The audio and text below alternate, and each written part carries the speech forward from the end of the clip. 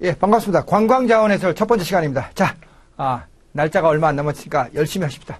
자, 그 문제집 강의를 하는 제 목적은요, 짧은 시간 내에 여러분한테 도움이 되는 그런 강의를 하려고 제가 했기 때문에 하는 거고요. 그래서 일일이 문제를 다 풀지 못하는 부분은 여러분들이 이해를 해주시고, 또 여러분들이 그 문제를 풀기 이전에 제 강의를 듣고 또 푸는 것도 괜찮습니다. 원래는 그게 말이 안 되지만 왜 그러냐면 제가 문제 하나하나를 갖다가 선지를 이야기하면서 뭐가 틀렸고 맞았고 이렇게 하는 거는 별로 없고요. 이 문제 이렇게 뭐 4번이면 4번, 5번이면 5번의 어떤 핵심 포인트 위주로 그 배경 설명이 필요하면은 그 내용을 설명해 주고 있기 때문에 여러분들이 이 문제를 푼 다음에 제 강의를 들어도 좋지만 문제를 풀기 전에 제 강의를 듣고 또 푸는 것도 괜찮습니다. 그리고 또 강약 조절이 일단 제가 문제집 풀이에서 얘기를 하고 있기 때문에 안 풀어야 될 문제 같은 경우는 또 안 풀 수 있는 부분도 있거든요. 그래서 봅시다. 관광자원의 해설입니다. 관광자원의 해설. 첫 번째. 관광자원의 해설은 이제 여러분들이 그 개론하고 더불어서 우리는 전략 목표로 세우고 있는 거죠. 그러니까 전략 과목으로 설정하고 있는 과목은 아니죠. 그래서 이거는 이제 반 정도만 맞겠다. 그런 겸손한 자세로 해야 되는데, 첫 번째 1번 같은 문제는요, 전혀 예상하지 못한 이런 문제가 나왔을 때 여러분들이 풀 수 있는, 시험 당일날 그 순발력을 발휘해서 풀 수 있는 그런 연습을 시키기 위한 거죠. 그래서 관광자원이란 했을 때 여러분들이 여기에 관광 행동의 목표가 되는 것이 가장 적당합니다. 나머지 2번, 3번, 4번을 넣었을 때는 별로 그렇게 내용이 맞지가 않아요. 그래서 처음 보는 이런 문장 같은 경우도 여러분들이 그 어색한 그리고 전혀 새로운 형태의 문제가 나오더라도 당황하지 않도록 하는 그런 연습을 한번 시킨 겁니다. 그 다음에 이제 관광자원 중에서 2번인데요, 여러분. 사회적 관광자원하고 문화적 관광자원은 굉장히 혼동이 된다 그랬죠. 예, 그리고 또 섞여 있는 게 많아요. 음악 무용 같은 경우는 사회적 관광자원에도 들어가지만 문화적 관광자원에도 들어가거든요. 지금 말이 빠르니까 늦게 해서 들으시면 되겠죠. 0.9, 0.8 정도 속도로 해서 여러분 들으시면 되겠습니다. 그건 빠른 것이 그냥 들을만 하다 그러시면 들으시고요. 인강의 장점은 그런 거죠. 음악 무용은 사회적 관광자원하고 문화적 관광자원은 다 들어가죠. 왜 그러냐면요, 인간이 모여있는 게 사회거든요. 인간이 모여있는 게. 근데 인간의 생활 방식을 뭐라 그래요? 그걸 문화라 그러거든요. 그러니까 문화하고 사회는 뗄래야 뗄 수가 없는 거예요. 그래서 사회적 관광자원하고 문화적 관광자원은 뗄래야 뗄 수가 없는 거죠.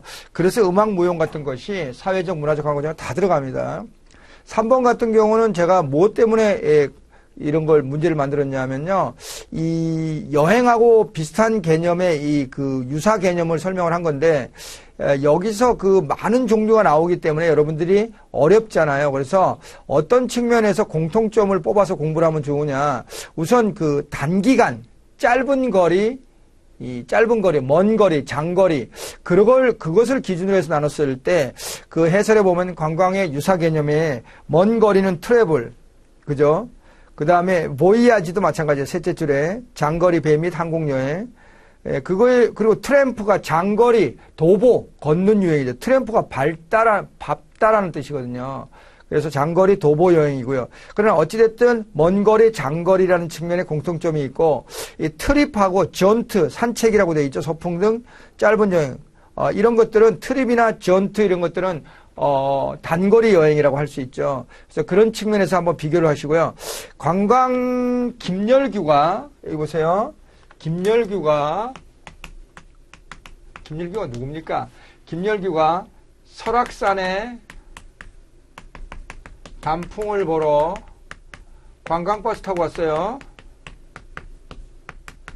관광의 주체, 관광의 객체, 관광자원, 관광대상이죠. 관광 매체죠. 관광통연회사 관광 매체죠. 그거에 관한 것들이 시험 문제 계속 나오고 있는데 여러분들도 정확히 해야 되겠습니다. 특히 이 2번, 3번, 4번에 2번, 3번은 굉장히 중요하고요. 특히 관광 대상에 관광 서비스나 관광 시설도 포함됩니다. 관광 시설을 못 잊어서 다시 오는 사람도 있습니다. 서비스를 못 잊어서 다시 오는 사람도 있습니다. 서비스를 즐기기 위해서 여러분 제 강의를 못 잊어서 다시 오는 건 저는 원하지 않습니다. 시험을 다시 본다는 얘기니까. 그 대신에 제 강의를 다른 사람에게 소개시켜주면 너무너무 감사하겠습니다. 사실 여러분들이 많이 소개해서 제가 많은 도움을 받은 거 알고 있습니다. 너무너무 감사합니다, 사실. 그 다음에 5번으로 갑시다. 5번에 여러분 그 위락적 관광 자원은 오락이죠. 수영장, 쇼핑센터, 카지노, 보트장 뭐 이런 거예요. 위락, 오락, 레크리에이션 똑같은 말이죠. 레저, 여가 다 똑같은 말이죠. 근데 이 사회적 관광 자원의 그 5번의 해설에 보면 사회적 관광 자원의 민족성, 국민성 이런 것들은요 주로 사회적 관광 자원으로 많이 얘기합니다. 그리고 중요한 것이요 위락적 관광 자원의 쇼핑센터가 있고 그 5번의 해설의 맨 아래쪽에 산업적 관광 자원의 백화점이 있어요. 질문이 있습니다. 백화점 가서 쇼핑하는데 쇼핑센터하고 백화점하고 뭔 차이가 있냐고요? 차이가 없어요. 그럼 왜 이렇게 구분했냐고요? 얘기를 들어보세요. 백화점에 갔는데 백화점에 쇼핑을 즐기러 갔다. 그러면 백화점을 쇼핑센터로 생각한 거잖아요. 그랬을 때는 위락적 관광자원. 그러나 백화점에 갔는데 쇼핑을 하러 간 게 아니라 백화점을 어떤 관점에서 바라본다? 하나의 산업이라는 측면에서 직업 중에 하나잖아요. 백화점의 업종 중에 하나잖아요. 그걸로 바라봤을 때는 산업적 관광자원으로 보는 것이죠. 그렇죠? 무슨 뜻인지 아시죠? 그래서 백화점과 쇼핑센터 다 비슷한 얘기 아닌가요? 왜 이렇게 구분해서 쇼핑센터는 위락적에 놓고 백화점은 산업적 관광자원에 놓는데 백화점은 쇼핑센터 아닌가요? 맞습니다. 어떤 관점에서 바라봤느냐? 그런 측면에서 쇼핑이라는 말은 오락적인 의미가 강하기 때문에 위락적 관광자원에 넣은 겁니다. 그러면 선생님 산업적 관광자원에 쇼핑센터를 넣으면 안 되나요? 그러면 그것이 틀렸냐 맞았냐 하는 건 다른 거가 정확하게 더 틀렸냐 안 틀렸냐 상대적이죠. 상대적으로 판단하시면 되겠죠. 자, 6번, 7번은요. 6번, 7번은 최근에 특히 6번은 최근에 그 학자들이죠. 관광자원의 분류 형태에 관해서 학자들에 대해서 나왔는데 특히 1번, 2번은 좀 알아두시고요. 3번까지도요. 3번은 굉장히 오래된 학자 내용인데 그런 것이 나오죠. 맥킨토시도 마찬가지고 건도 마찬가지고 정말로 관광 자원 해설이나 개론 해서 다 너무나도 오래된 학자들인데 그러니까 올드하고 오래된 사람들을 갖다가 새로운 학자들도 많은데 이런 학자들의 문제를 내고 있다라는 건 자원 해설이나 개론에서 문제 낼 게 없다라고 출제위원들이 느끼고 있다라는 거죠. 그래서 저는 속으로 쾌재를 불렀습니다. 좋다. 드디어 개론 자원 해설도 좋은 점수를 맞을. 물론 작년엔 자원 해설에 100점도 있었습니다. 제 수업을 들은 분. 너무너무 감사했는데요. 저한테 감사할 필요가 없죠. 그분이 열심히 한 거였어요. 저는 100점을 맞을 정도로 가르치지는 않았어요. 작년에 문제가 쉬웠다고 하지만. 그분이 잘하신 거죠. 그분이 제가 알기로 모두 평균이 90점이 넘었다고 얘기 들었어요. 제 면접 때 강의 때 왔는데 너무너무 감사했죠. 그분이 저한테 감사할 일은 아니었습니다. 제가 감사해야 될 일이었죠. 어찌됐든 그 작년에 무료 면접을 좀 했었거든요. 그래서 지방에서 KTX 타고 오신 분도 있었고 너무너무 감사합니다. KTX 왔다 갔다 하는 거 쉽지 않습니다. 오전 10시부터 수업해서 오후 5시까지 수업하는데 그걸 들으러 오신 거죠. 주말에. 올해도 그것을 또 만들어 달라고 또 몇 분이 연락이 왔어요. 그래서 시간이 될지 모르겠습니다만 이패스 코리아의 종로에 이패스 고시학원이 있는데 그쪽도 강의실을 또 좀 알아봐야 되는 문제가 있는데 그거는 추후에 또 제가 말씀을 드리고요. 제 카페에 오십시오. 노블소사이티 아시죠? 자, 그래서 클로슨의 분류가 6번에 1번에 입지 기준에 따라 이용자, 중간형, 자원 중심형인데 이용자는 관광객인 김열규를 중심으로 구분하는 거고요. 자원 중심은 설악산의 단풍은 설악산에 있잖아요. 그러니까 설악산을 중심으로 분류하는 거죠. 그러니까 그런 차이입니다. 제 이론 강의를 안 들으신 분은 무슨 말인지 모르겠어. 이론 강의를 들으신 분은 알겠어 이러시겠지만 그렇다고 해서 이론 강의 안 들으신 분이 불리하게 알아듣기 어려운 그런 강의를 할 생각은 추호도 없습니다. 그래서 버가트도 비슷한 얘기를 했어요. 근데 중간형이 없다는 거고 자원하고 이용자 중심형이고요. 건의 분류는 어떤 책에도 다 있는데 잠을 자고 오는 거는 체제형, 당일치기로 갔다 오는 게 주유형 그랬죠. 그리고 그 토지 이용 단위에서 자연문화를 합한 혼합형 이렇게 됐습니다. 그 6번에 4번에 맥킨토시 분류가 아니라 한국관광공사의 분류죠. 자, 그 다음에 특히 그 좀 특이한 것이 한국관광공사 분류에 해설해 보시면 알겠지만 무형관광자원의 그 인적관광자원, 비인적관광자원 이렇게 나눴죠. 그 다음에 미국의 5개 레크레이션 평가위원회인데요. 고밀도 위락, 일반 5개 위락, 자연환경, 독특한 자연, 원시, 역사 등인데 여러분 그 고밀도 위락부터가요. 우리 도시에서 가장 가까운 데가 고밀도 위락이에요. 그 다음이 조금 더 바깥으로 나가면 도시에서 바깥으로 나가면 일반 5개 위락. 그 다음에 완전히 자연환경. 그 다음에 자연환경 중에서도 어디에서나 볼 수 없는 독특한 자연환경. 그 다음에 원시. 원시는 뭐죠? 완전히 사람의 발길이 닿지 않은. 우리나라로 말하면 비무장지대. 거기가 지금 남북한 교류가 되면 대박이죠. 관광산업으로. 지뢰만 제거하면 최고입니다. 관광통역 안내사가 여러분들 거기만큼 좋은 데가 없죠. 지금도 안보관광으로 유명한데 거기에 지뢰만 제거해 보십시오. 지금 우리가 6.25 전쟁을 휴전을 한 지 1953년 이후에 사람의 발길이 닿지 않은 브라질의 아마존강의 원시림을 능가하는 곳이 서울에서 가까운 거리에 있어요. 또 중국, 일본의 그 많은 수요자, 관광객들을 끌어들일 수 있는 최적의 장소입니다. 평화의 장소이자 원시림이자 그만큼 매력적인 관광 자원이 있을까요? 이번 면접 때 그것을 강조하십시오. 그래서 남북미 정상회담이 열려서 한반도 평화가 정착이 되면은 여러분들은 뭐요? 그 판문점을 중심으로 한 DMZ, 비무장지대만 중심으로 한 관광 코스를 짜십시오. 그래서 여러분들 최고의 관광통역 안내사가 될 수 있는 길. 어쩌면 평생 열심히 일해야 돈 벌어야 될 것을 몇 년 안에 벌 수도 있는 그 가능성은 아무도 모릅니다. 자, 그 다음에 관광 자원에 대한 설명이다. 7번도 여러분들 특히 그 7번에 1번과 2번, 3번은요. 너무너무 중요해요. 여기에 이런 문제를 틀린다. 그러면 40점 이하입니다. 평균을 넘어도 합격 점수 평균을 넘어도 40점 하나 가락이 하나 나오면 떨어지는 거 아시죠? 관광 자원의 특성인지, 관광 자원의 요건 또는 구비 조건인지, 관광 자원의 가치 결정 요인인지를 겹치는 것도 있죠. 됐습니다.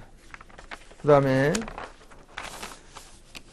8번에 관광자원의 해설에 대한 설명인데요. 관광자원은 사람이 하는 해설, 인적 해설 방법, 사람이 하지 않는 비인적 해설 방법이 있죠. 그래서 그 사람이 하는 해설, 사람이 하지 않는 해설로 이렇게 나눌 수가 있는데 특히 9번을 먼저 보면요. 이때 해설에 이 비인적 해설 방법은 자기 안내 해설 방법이 있어요. 셀프 가이딩이에요. 그리고 매체 이용 해설 방법이 있는데 자기 안내 해설 방법은 길잡이 해설 방법이라고도 얘기를 해요. 그래서 다시 그 위로 올라가면 그 인적 해설 방법에 그 1번에 옳지 않은 거라 했죠. 그 8번에 2번, 3번, 4번에 셀프 가이딩인데 GUINDING라 했죠. GUIN을 다 빼야 됩니다. 2번, 3번, 4번. 왜 N이 들어갔죠? 죄송합니다. 셀프 가이딩입니다. 자기 안내 또는 길잡이식. 그런데 옳지 않은 것을 알았는데 보세요. 인적 해설 방법은 사람이 해설하려면 사람에게 이제 보수를 줘야 돼, 대가를. 그러나 이제 안내판, 뭐 유물유적 옆에 이제 그 유물유적을 설명하는 안내판, 사람이 하지 않는 비인적 해설 방법에 의하면 그런 부담을, 그러니까 그런 비용을 줄 수가 있잖아요. 그죠? 그리고 또 인적 해설 방법은 사람이 하기 때문에 그 보수, 비용이 많이 드는 문제점이 있지만 설득력이 있어요, 굉장히. 그렇죠? 그리고 셀프 가이딩은요, 여러분 알다시피 그 비인적 해설 방법인데, 자기 안내 해설 방법인데, 이거는요, 글을 읽을 수 있고 어느 정도 교육 수준이 있는 사람한테 가능한 거예요. 글을 못 읽는 사람한테는 이 셀프 가이딩, 비인적 해설 방법 돼요? 말도 안 되죠. 그렇죠? 자, 그래서 3번도 마찬가지고요. 근데 이제, 셀프 가이딩 같은 경우는 뭐가 문제냐면 비용이 적게 들지만 또 그 앞에서 인증샷 찍을 수 있고 이런 좋은 점은 있지만 뭐예요? 단점으로는 쌍방향이 안 돼요. 사람이 설명하면 그 사람한테 재질문을 할 수가 있는데 이거는 일방향적인 해설이라는 게 좀 안타까운 일이죠. 자, 그래서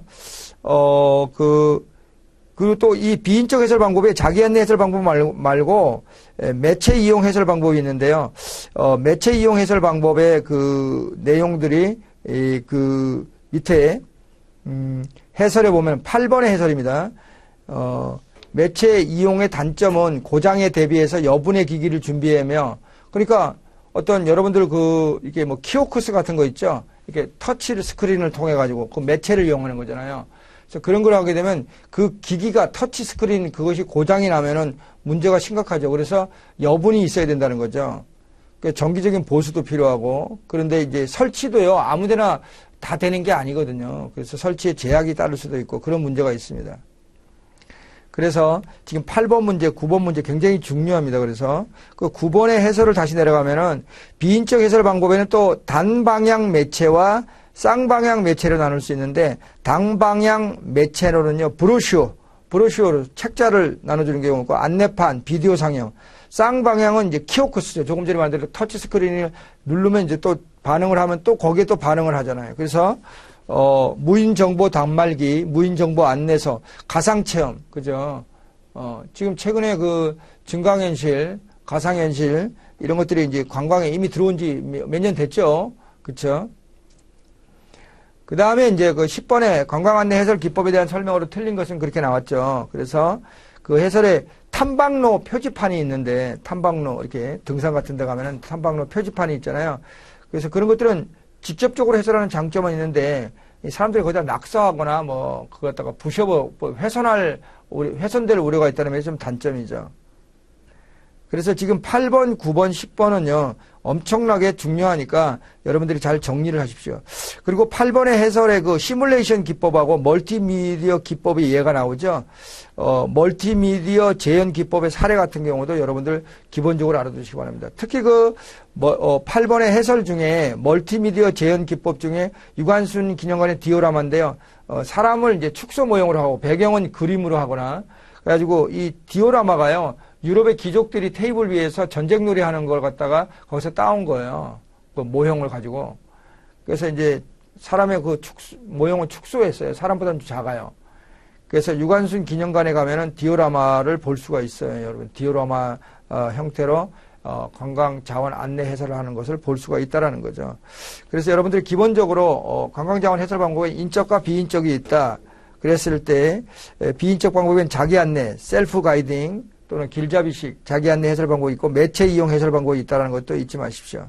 그래서 그 예도 키오크스가 문제 나왔죠. 그죠?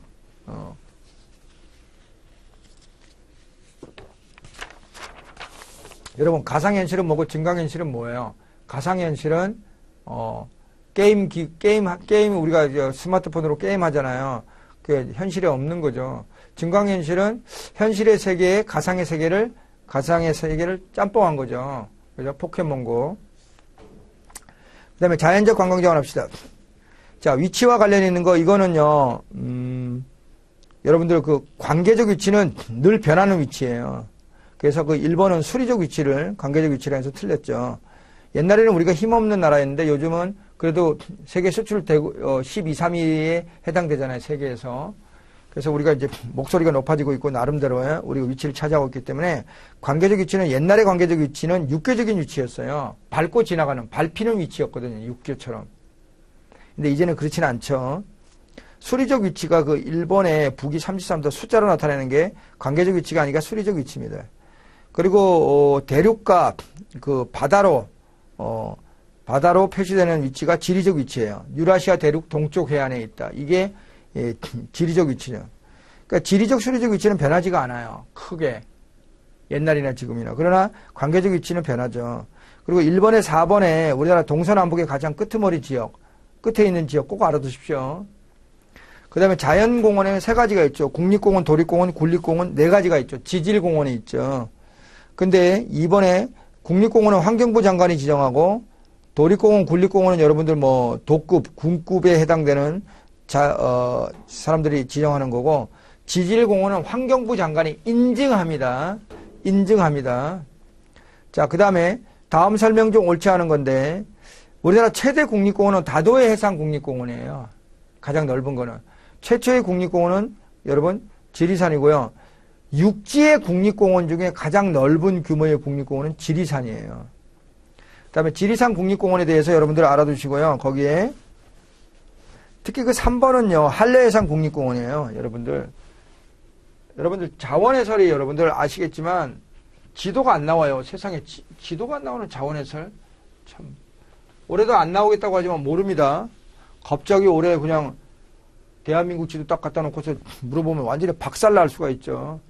근데 그렇게 나온 적이 없었기 때문에 자원해설에서 그림에 나온 적이 그림이라도 나온 게 그림조차도 안 나. 그림 비슷한 것도 안 나왔죠. 이게 이제 태안반도입니다. 제가 이제 간단히 그린 거죠.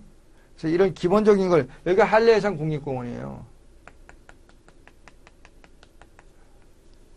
여기 거제, 통영, 이 여수 여기까지. 한라해상 국립공원. 그래서 거기 3번에 남해대교 유명합니다. 지금 지리산 국립공원이 아닌 곳은, 옳은 곳은 1번이고요. 삼신산 중에 하나고. 2번은, 계룡산이에요. 동학사, 갑사가 유명하다 그랬죠. 그래서 동갑길이 개를 들어야 돼. 계룡산 국립공원은 동학사,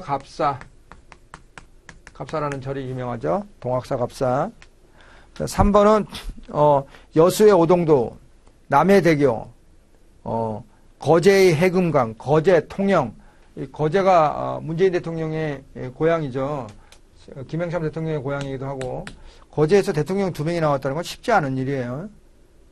6.25 전쟁 때 문재인 대통령 아버지가 데리고 이쪽으로 부산을 왔다가 거제로 온 거죠. 여기 장진호 전투라고 그래가지고 미군들이 많이 죽었죠. 그죠? 그래서 그거 아니었으면은 이 피난민들이 배 타고 일로 오지도 못했어요. 자, 근데 그게 중요한 건 아니고요. 그 다음에 이제 4번은 대청봉 나오면 볼 것도 없이 설악산이죠. 첫눈이 내리면 대청봉 꼭대기에서 방송 기자들이 첫눈 내리는 설악산 대청봉에서 인사를 드립니다. 뉴스 시작을 그렇게 하죠. 자, 5번에 이거 중요하다고 그랬죠. 여러분. 지금 자연적 관광자원을 공부하긴 하는데 이 주심포 양식하고 다포 양식이 주심포가 먼저 들어왔죠. 고려에. 그리고 다포가 고려 후기에 들어왔는데 조선에도 다포가 있고 주심포가 있는데 이제 다포가 조선의 대세가 돼가는데 어찌됐든 이 주심포 양식, 다포 양식 이것이 각각 고려의 주심포 양식, 고려의 다포 양식, 조선의 주심포 양식, 조선의 다포 양식을 공부를 해야 돼요.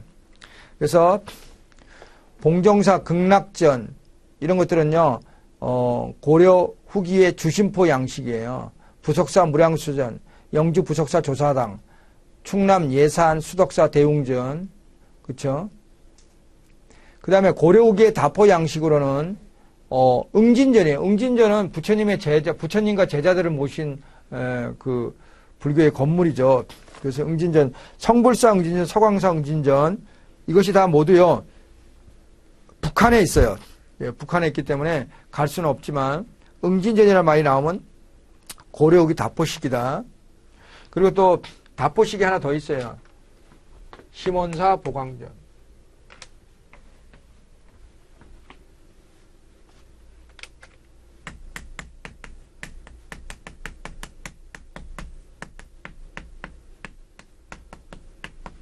자, 6번에 유네스코 세계문화선정 경주 역사유적지구인데요. 그 해설에 보시면 알겠지만 신라 불교의 어떤 모습을 보려면 황룡사 지구를 가야 돼요. 이게 경주가 그 5개 구역으로 나눠져 있는데 그 다음에 보면은 왕경 방어시설 산성을 보려면 산성지라는 곳에 가야 돼요. 이건 뭐 외울 필요가 없죠. 용어에서 나오니까 신라 불교를 보려면 신라 불교를 느끼고 싶으면 불교 미술을요. 죄송합니다. 불교 미술을 보려면 남산지구로 가야 돼요.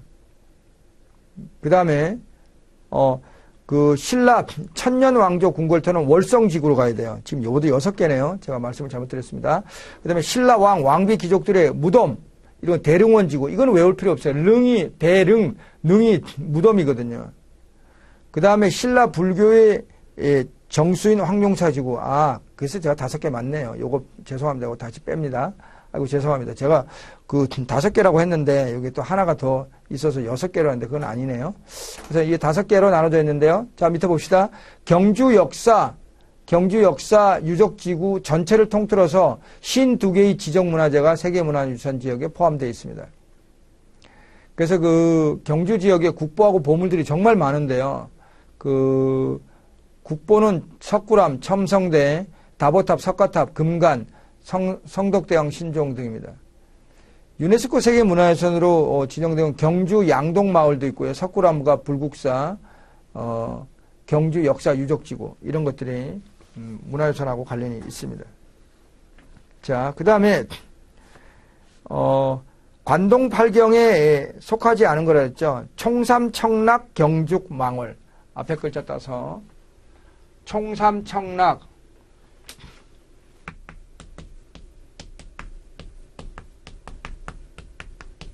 경죽, 망월.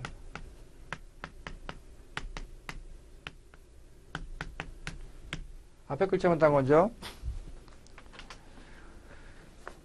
이게 관동팔경이에요. 그래서 총석정, 삼일포, 청간정, 낙산사, 경포대, 죽서루, 망향정, 월송정, 월송정 대신에 시중대를 집어넣기도 합니다. 시중대를. 자, 유명한 경치는요, 굉장히 많아요. 뭐, 대한십경, 뭐, 대한백경, 근데 여기 밑에 나와 있는 관동팔경하고 단양팔경만 알면 돼요. 특히 단양은 마늘 생산지로 유명하고 단양에 석회암이 많이 생산되기 때문에 시멘트 공업이 발달했죠. 이 단양에 8가지 경치 중에 도담산봉이 있어요. 3가지 봉우리. 여기에 그 조선을 세우는데 공을 세운 정도전이가 여기 살았기 때문에 자기 거기 삼봉이라는 이름이 그 정도전의 호가 삼봉 정도전인 이유가 도담산봉 이쪽에 근처에 살았답니다. 성문, 구담봉, 옥순봉, 상중, 하서남, 사이남 8군데. 조선 태계 이황이 경치 좋다고 입에 침이 마르도록 칭찬한 곳입니다. 단양팔경. 그 다음에 여기 8번에 백담사죠. 한용운. 우리나라 사람들은 백담사를 전두환 대통령이 그 노태우 대통령한테 쫓겨났던 곳으로 우리가 기억을 하고 있는데요. 사실은 예전에 일제강점기 때 한용운 님의 침묵이라고 유명한 시를 쓴 그 한용운 시인, 독립운동가면서 시인이 출가한 절입니다. 스님이. 님의 침묵은 나는 님을 보내지 아니하였습니다로 시작하죠. 그 님은 우리 조국입니다. 일본에게 준 적이 없다는 거죠. 그렇죠? 그 다음에 또 중요합니다. 여기 밑에 보면 불교의 삼보사찰은 여러분 너무 기본적이죠. 불교의 삼보사찰을 모른다? 어머, 그건 문제가 심각한데요. 근데요? 불법, 불보, 법보, 승보, 해, 양산의 통도사, 합천의 해인사, 순천의 송광사, 조계산의 송광사, 여기는 양산의 통도사, 불보, 부처님이죠. 부처님의 진신사리, 법보, 불경, 팔만대장경, 승보, 유명한 스님 배출한 거, 진울 스님을 비롯해서 18명 중에 16명 배출됐대고 2명 남은 스님이 아직 없는데 제가 머리 깎고 들어가면 안 될까 했더니 제 수강생들이 선생님은 결혼했잖아요. 그럼 안 되잖아요. 그렇죠? 성철 스님도 결혼하고 난 다음에 스님 됐는데 그거는 대체성도 아닌데 왜 그런 거죠? 잘 모르겠습니다. 제가. 양산의 통도사, 합천의 해인사는 어느 국립공원에 있죠? 어느 국립공원이요? 그렇죠. 가야산에 가야 팔만대장경을 보지. 그렇게 요라 그랬죠? 가야산 국립공원입니다. 순천의 송광사에 쌍향수나무 기억나나요? 부부처럼 두 나무가 껴안고 막 이렇게 부둥 껴안고 I love you, you love me, you are my everything 이런 식으로 쌍향수나무가 유명하죠. 순천은 뭐죠? 순천은 국가정원 제1호죠. 순천의 동천하고 최근에 지정된 람사르 등록 습지죠. 순천의 갯벌 그쪽도 또 람사르 등록 습지죠. 순천은 그만큼 유명한 게 많습니다. 자, 그 다음에 합천에는 해인사잖아요. 합천에는 한과 전통과자가 유명합니다. 한과 좋아하세요? 합천 가세요. 가시면 되겠죠. 자, 근데 셋째 줄에 그 해설에 8번의 해설이죠. 전남 순천의 조계산의 송광사는 진울 스님과 제자 해심이 있거든요. 그 다음에 그 절에 들어가면은 정문에서 딱 바로 보이는 중심 건물이 대웅전이에요. 부처님을 모신 거죠. 근데 보통 그 규모가 큰 대웅전은 절 가운데 있고 절 가운데 있는 대웅전 뒤에 아무것도 원래 없어요. 근데 삼보사찰은 뒤에 대웅전 뒤에 건물이 있어요.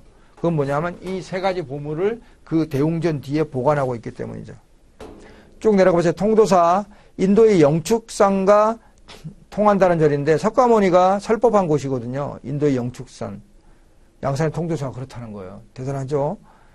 그래서 통도사는 5대 정멸보궁과 5대 총림에 속한다고 그랬죠. 그러면 쭉 내려가 보세요. 밑으로 내려가면 5대 정멸보궁은 뭐죠? 부처님의 진신사리, 진짜사리. 부처님이 돌아가시고 난 다음에 여러분 뭐 화장해가지고 구슬 같은 사리가 나왔는데 전 세계에 나눠졌다고요. 그게 이 중국을 거쳐서 우리나라에 들어와서 이 양산의 통도사에 있는 거죠. 그 다음에 5대 정멸보궁이 보세요. 양산시 통도사죠. 평창군 오대산에 상원사가 있습니다. 네, 인제 설악산에 봉정암, 영월군 사자산에 법흥사, 정선 동계올림픽 열린 곳이죠. 평창군 오대산도 오대산 상원사 그쪽도 동계올림픽 열린 곳이죠. 정선군의 태박산에 정암사. 그 5대 정멸보궁 진시사리 모신 곳. 진시사리가 부처님의 사리예요. 그 다음에 이제 5대 총림이라는 거는 양산의 통도사, 해인사, 송강사, 수덕사, 예산에 백양사 이런 곳인데요. 왜 5대 총림은 뭐냐면요. 스님이 공부하는 장소인 강원이 있고 스님이 참선하는 장소 선원이 있고 또 불교 전문 교육기관인 율원이 있고 연불원도 있고요. 참법수행가 이런 것들을 하는 아미타경 이런 것들을 연찬하는 곳이 연불원인데 이런 것들을 다 갖춘 곳을 5대 총림이라고 그래요. 자, 9번입니다. 어머, 이렇게 돌직구로 나오면 이 국립공원에 관한 문제가요. 공부할 거는 많으면서 안 나오는 경우도 많아요. 건너뛰는. 근데 올해는 좀 나올 거라고 생각합니다. 그랬을 때 저는 예전에 우리나라 유명한 법정 스님이 계셨어요, 여러분. 우리나라 유명한 스님은 성철 스님하고 저는 법정 스님인데 성철 스님은 뭐 우리가 뭐 법정 스님은 왜 알아둬야 되냐? 워낙 유명하신 분이고 제가 존경하는 분이긴 한데 법주사에 정의품송이 유명하거든요. 품송이라는 나무.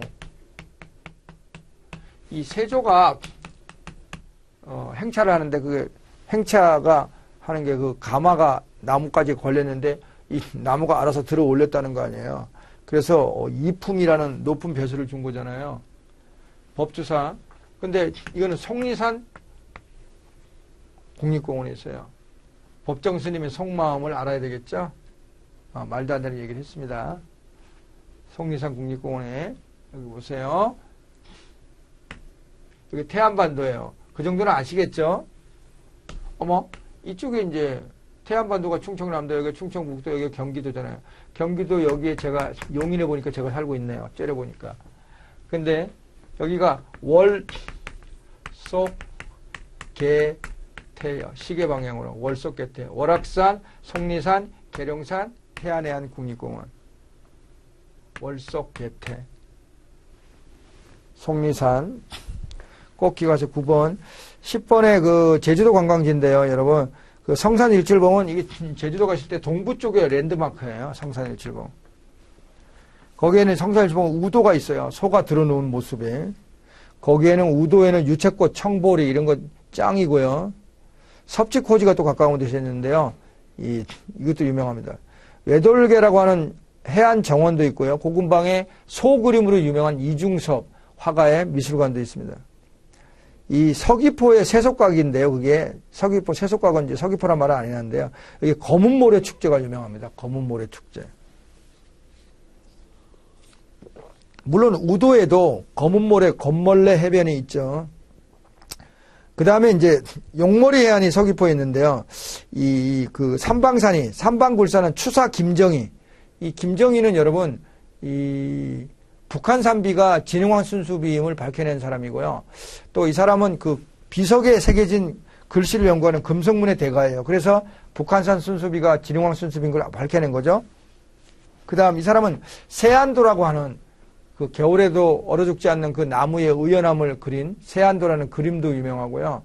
이 김정희는 추사체라고 해서 이 사람만의 독특한 서예 글씨체가 또 유명해요. 그래서 그 추사 김정희가 살았던 곳이 삼방산이에요. 서귀포 쪽에. 그래서 여기도 구경을 하면 되고, 마라도는 우리나라 최남단에 있는 섬이죠. 그 위인가가 있는 게 가파도죠. 비자림은 500년이 넘은 천연 비자림 2,000그루가 있는 곳이에요. 대단하죠. 여기 가까운 곳에 세계에서 가장 긴 용암 동굴인 만장굴이 있습니다. 그 다음에 쭉 내려가면 백록담은 여러분 한라산 정상에 있는 화구호인데요. 이 칼데라, 화구, 칼데라호, 화구호 이런 거 구분해야 돼요. 자, 화산이 분출해가지고 이제 이 구멍이 크면은 이게 막 이게 여기 주변이 무너져가지고 구멍이 커지면 칼데라예요. 주변이 무너지지 않고 이 분출한 크기가 작으면 화구예요. 각각 거기에 물이 고이면 칼데라호, 화구호예요. 근데 백두산 천지는 칼데라호고 한라산의 백록담은 화구호예요. 그러나 울릉도의 나리분지라고, 울릉도는 여러분 배가 닿으면 사람 사는 곳은 계단으로 급하게 올라가야 돼요. 지형이 굉장히 급하거든요. 울릉에 이렇게 산으로 둘러싸인 평평한 땅을 분지라고 하는데 울릉도의 나리분지는 칼데라예요. 자, 근데 이것을 정확하게 하지 않으면 여기 여러분 다 틀립니다. 그 다음에 백록담의 그 부근의 관광지 1100고지인데 해발 1100m 람사르 등록습지로 지정된 곳이고요. 그 다음에 그 한림공원에 제주시에 있는 사설 개인의 공원인데요. 협재굴이라는 것을 뚫어가지고 쌍용굴을 발굴해서 두 동굴을 연결했어요. 그리고 그 밑에 줄에 이 용암동굴인데요. 원래 그러니까 제주도는 화산 지형이기 때문에 용암동굴이 많고 강원도는 또 석회동굴이 좀 많이 있죠. 근데 꼭 그렇지도 않아요. 그래서 거기에 보면은 되게 이게 신기한 게 이 협재굴을 뚫어서 쌍용굴을 발굴했는데 거기 그 연결한 그 사이에 들어가 보니까 석회 동굴에서 볼 수 있는 종유석 고드름 같은 거 있죠. 천장에서 내려오고 또 땅에서 솟는 그런 것들이 자라고 있고 그 용암 동굴호가 아니라 동굴과라고 해야 돼요. 용암 동굴과 석회 동굴의 특징을 함께 볼 수 있어요. 그러니까 제주도는 용암 동굴이거든요. 그 다음에 정방폭포라고 하는 폭포도 있고요. 물론 천지연 폭포도 있지만 정방폭포는요, 국내에서 하나밖에 없는 그러니까 바다로 향해 떨어지는 폭포예요. 물이 바다로 직접 떨어져요. 정방폭포. 꼭 알아두십시오. 그 다음에 전국 각지의 국립공원인데 이거 여러분들 다 기본적으로 알아둬야 됩니다. 그래서 내장산 국립공원은요, 여러분, 호남 지방에서 단풍 구경하려면 어디로 가고 싶냐? 국립공원이 다 단풍이 아름답지만 호남 지방은 역시 내장산이에요. 내장산의 백양사예요. 남한에서는 뭐 설악산이죠. 그 다음에 그래서 가가 백양사가 나오니까 내장산이에요. 소, 내장, 창자하고 닮았다. 구불구불. 그 다음에 이제 해인사의 장경판지는 당연히 가야산에 가야 해인사의 팔만대장경을 보지. 그 다음에 이제 무주구천동은요, 덕유산이에요. 덕유산. 여러분, 이덕무라는 사람이 있어요. 정조 때 규장각의 검사관으로 등용된 사람인데 덕유산의 무주구천동. 말도 안 되죠. 이덕무라는 사람도 공부할 겸. 그 다음에 여기에 상원사 이제 이런 말이 나오잖아요. 뭐 월정사, 강원도 오대산의 월정사, 오대산 국립공원이죠. 오대산 국립공원은 평창 동계올림픽이 열린 국립공원이죠. 그리고 또 오대산에 가면 방송에 나올 정도로 좋으네. 오방송, 오대산, 방아다리 약수, 송천 약수. 그 다음에 이제 주황산은 달기 약수가 유명해요. 4대 명물하고. 주황산의 달기 약수, 주달. 그 다음에 천리포, 만리포, 몽산포, 연포, 하간포는 태안해안 국립공원이에요. 아까 월속, 개태, 태안해안.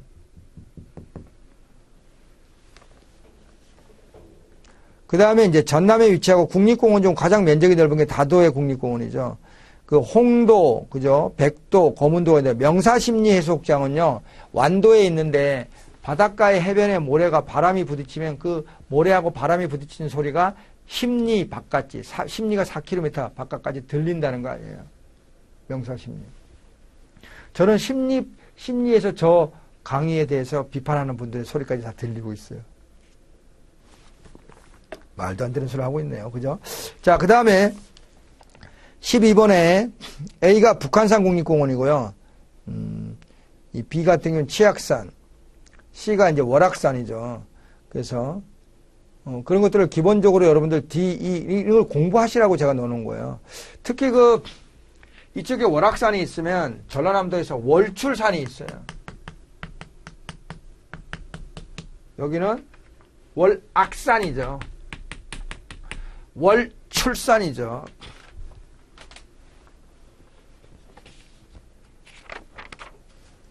자, 호남의 금강, 소설악산이라는 별명, 험준한 봉우리는 대둔산이에요.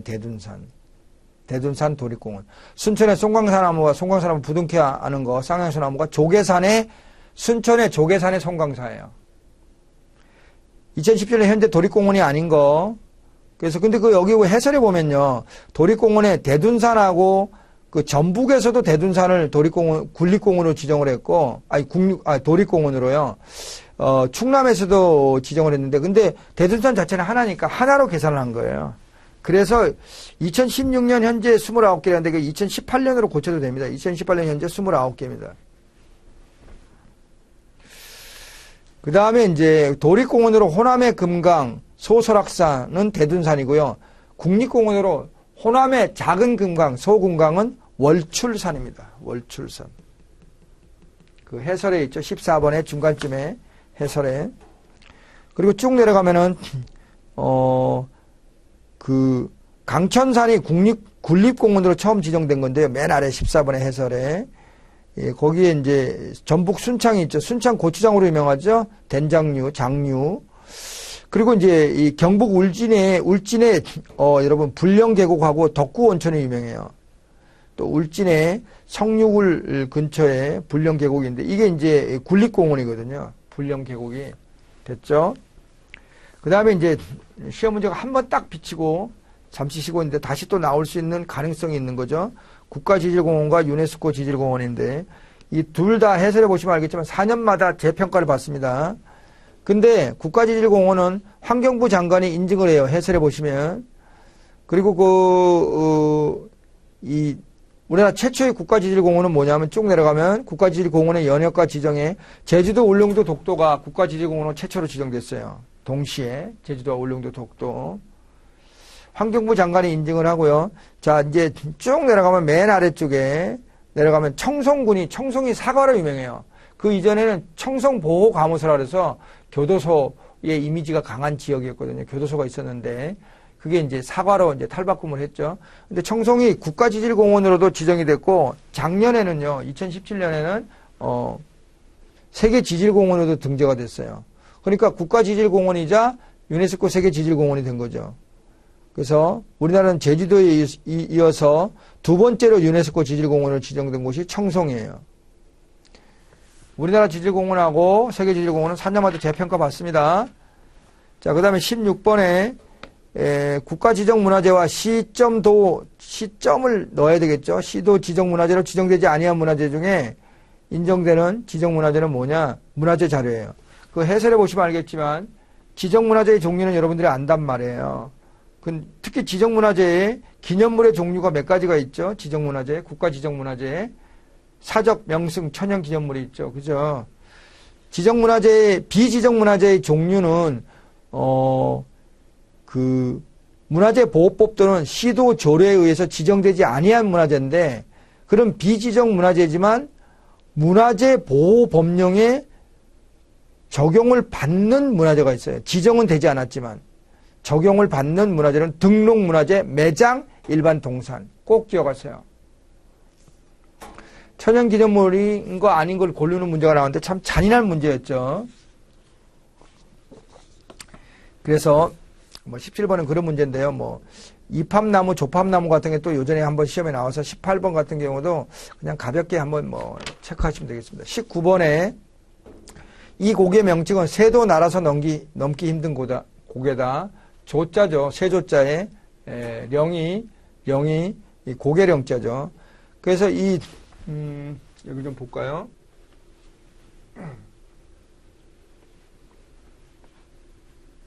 이 그림을 또 그리겠습니다. 여기가 태백산맥, 여기가 소백산맥, 여기가 노령산맥이에요. 소백산맥, 노령산맥인데 여기 이렇게 산맥이요. 이 지역을 막는 어떤 경계선인 역할도 하지만 그 교류를 막는 거기 하거든요. 근데 교류를 안 할 수도 없잖아요. 그러니까 근데 이제 산이 막고 있으니까 산맥이 막고 있으니까 그걸 넘어가다 보면은 산과 산 사이에 고개가 형성이 돼서 고개로 왔다 갔다 한다고요. 그 고개가 죽조, 추, 육, 팔이에요. 중령, 조령, 추풍령, 추풍령, 죽조, 추, 육, 육십령, 팔량치. 다 령이지만 팔량치로 끝나도 이게 고개입니다. 그래서 이 팔량치인데 이 조령이 세조자. 여기 이 고개는 새도 날아서 아니 하늘을 날아가는데 뭐 산맥하고 뭔 관계 있어요. 근데 새도 날아서 힘들 정도로 힘든 고개다. 그게 조령이죠. 그 다른 말로 문경세제입니다. 근데 임진왜란 때 일본이 쳐들어왔을 때 조령에서 싸웠으면 이겼을 텐데 여기를 포기하고 여기서 기다린 거예요. 충주의 탕금대에서. 타는 악기를 연주한다는 건데 우르기 가야금을 연주한 곳이기도 하죠. 충주의 탕금대에서. 충주 고구려비, 중원 고구려비 장수왕이 세운 거죠. 충주의 사과가 유명하죠. 충주의 세계 무술 축제가 유명하죠. 그죠? 충주. 기억나시죠? 좋습니다. 자. 근데 그 19번에 태백산맥에 있는 게 진부령, 진미한대예요. 진미한대. 죽조추육팔, 진미한대. 맛이 있다는 게 진미잖아요. 맛이 있으면 한 대 맞아. 진부령, 미시령, 한계령, 대관령. 진미한대, 죽조추육팔. 저는 이렇게 문제 내겠어요. 소백산맥에 있지 않는 고개는 뭐냐? 중령, 조령, 추풍령, 진부령. 그러면 진부령이 답이죠. 그런 거 좀 나와야 되는데 옛날에요 관광자원 해설이 관광지리라는 과목으로 이따가 문화재하고 합해지면서 관광자원 해설이 됐거든요. 그래서 상대적으로 문화재 쪽의 비중이 높아지면서 관광지리에 해당되는 자연적 관광자원의 문제가 잘 안 나와요. 저는 되게 열받아요. 근데 그렇게 합쳐놓고서 자연적 관광자원을 죽일 이유는 뭐예요 도대체? 근데 저는 올해 많이 나올 거라고 생각합니다. 그게 바뀌어야 돼요. 제가 만약에 은퇴하면 출제위원회 들어가서 싹 다 바꿔버리겠어요. 출제위원 되려면 3년 동안 강의 안 해야 되고 뭐 그런 거 있거든요. 여러분들 출제위원 하라면 하겠어요? 저는 안 하겠어요. 제약이 너무 많았어. 그 다음에 천연기념물 중에 그 해설해 보시면 고라니하고 산천어는요, 화천 산천어 숙제가 유명하죠. 고라니와 산천어는 천연기념물 아닙니다. 그리고 낙동강 하류 철새 도래지가 을숙도예요. 을숙도가 유명하고요. 큰악새는요, 남양주시 광릉에 살고 있는데 이 광릉이 세조의 능이에요. 세조. 어린 조카 단종을 내쫓고 왕이 된. 그 다음에 21번에 천연보호구역인데요. 천연보호구역. 참, 이런 것들을 또 여러분한테 얘기해야 되는 게 좀 너무 고통스럽긴 한데, 셋째 줄에 보면 해설에 천연보호구역은 일정한 지역에 천연기념물이 집중되어 있는 경우에 하나씩 지정하지 않고 일정 구역을 포함하여 지역 단위의 넓은 자연지역을 지정하는 겁니다. 창녕의 우포늪, 그쵸? 람사르 등록 습지죠? 홍도, 설악산, 한라산, 성산, 일출봉. 아까, 제주도 동부 쪽에 랜드마크라 그랬죠? 마라도 제일 남단의 섬이죠. 문섬, 범섬, 차기도, 독도, 대암산, 대우산. 이 대암산, 대우산은 이제 뭐 강원도에 있고, 향로봉, 권봉산도 강원도이죠. 그러니까 여기 여러분들 쭉 보시면 알겠지만, 이 천연보호구역이 대체로 제주도 쪽하고요, 강원도 쪽이 이렇게 분포가 되어 있죠. 그죠? 그죠?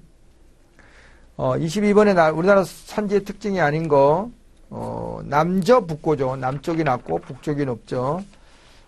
다음 설명 중 옳은 것은 그랬는데, 칼데라, 칼데라호, 화구, 화구호 됐습니다. 23번. 그 다음에 25번에 해양보호구역에 대한 설명이다. 옳지 않은 것을 고르라고 했잖아요. 해양보호구역도 저는 나올 거라고 생각해서 이론서에는 집어넣지는 않지만 넣었습니다. 그래서 거기 보면은 해설에 보면은 해양 생태계 및 해양 경관 등 특별히 보존할 가치가 있어서 국가 또는 지방자치단체가 특정 공유 수면에 대해서 매년 보호구역을 지정해요. 근데 그 해양 보호구역을 지정하는 것이 크게는 세 가지가 있어요. 습지 보호구역, 그 해설에 보면 해양 생태계 보호구역, 해양 생물 보호구역, 습지 보호, 해양 생태계 보호, 해양 생물 보호. 26번의 자연 동굴에 대해서는 다음 시간에 하도록 하겠습니다. 수고하셨습니다.